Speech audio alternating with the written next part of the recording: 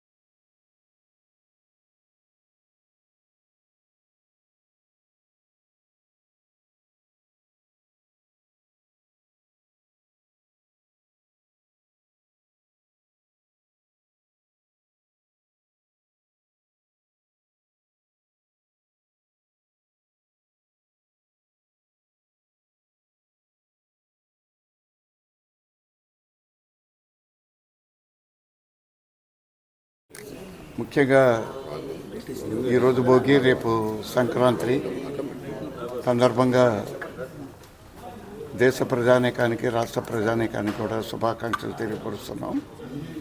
ముఖ్యంగా ఈ సంక్రాంతి సందర్భంగా ఈ నెల రోజుల నుంచి అనేక దేవాలయాల్లో ఈ ధనుర్మాసం సంబంధించి పూజా కార్యక్రమాలు, కైంకర్యాలు కూడా జరుగుతూ ఉన్నాయి. ముఖ్యంగా భగవంతుడిని ప్రార్థిస్తున్నాం. అన్ని విధాలుగా కూడా మంచి జరగాలని, మంచి పాడి పంటలతో ముందుకెళ్ళాలని మనస్ఫూర్తిగా కోరుకుంటూ ఈరోజు ఏదైతే ఈరోజు ఒక పండగ వాతావరణంగా రాష్ట్ర వ్యాప్తంగా కూడా అన్ని గ్రామాల్లో కూడా జరుగుతూ ఉంది. వారికి మనస్ఫూర్తిగా వారికి కూడా అభినందనలు తెలియపరుస్తున్నాం.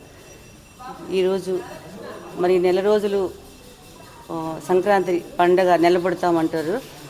నిలబట్టిన దగ్గర నుంచి కూడా మరి ప్రతిరోజు కూడా మన వాకిళ్ళు, ఎందుకంటే మన సాంప్రదాయాల్ని ఎప్పుడూ మర్చిపోకూడదు.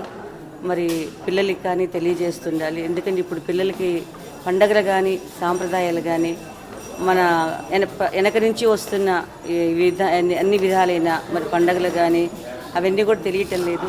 మరి ప్రతి ఒక్కళ్ళకి కూడా పిల్లలకి ఇవి మనం చిన్నప్పటి నుంచే మనం అన్నీ కూడా చెప్పాలి. వాళ్ళకి ఈ విధంగా ఈ పండుగ ఈ విధంగా జరుగుతుంది అనేసి. మరి సంక్రాంతి పండుగ అంటే అన్ని పండుగలు ఒక రోజు 2 రోజులతో అయిపోతాయి, కానీ సంక్రాంతి పండుగ నెల రోజులు జరుపుకుంటాము.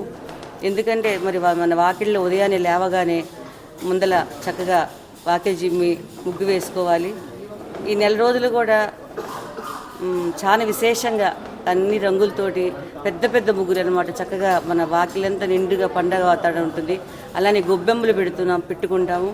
అవి కూడా మర్చిపోతున్నాం, గొబ్బెమ్మలు పెట్టుకోవడం కూడా ఇప్పుడు వాతావరణాన్ని బట్టి. అందుకని ఒకరోజు చేసుకుంటున్నారు ఈ పండగ కూడా, గొబ్బెమ్మల పండగ కూడా.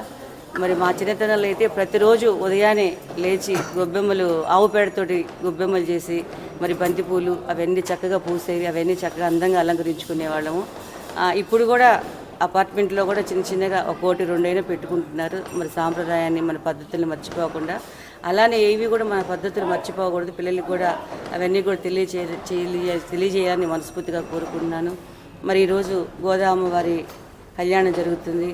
అందరూ కూడా తప్పకుండా హరిహర క్షేత్రానికి వచ్చి, చీమకుర్తిలోని హరిహర క్షేత్రానికి వచ్చి స్వామి అమ్మవారి ఆశీస్సులు తీసుకోవాలని నేను మనస్ఫూర్తిగా కోరుకున్నాను.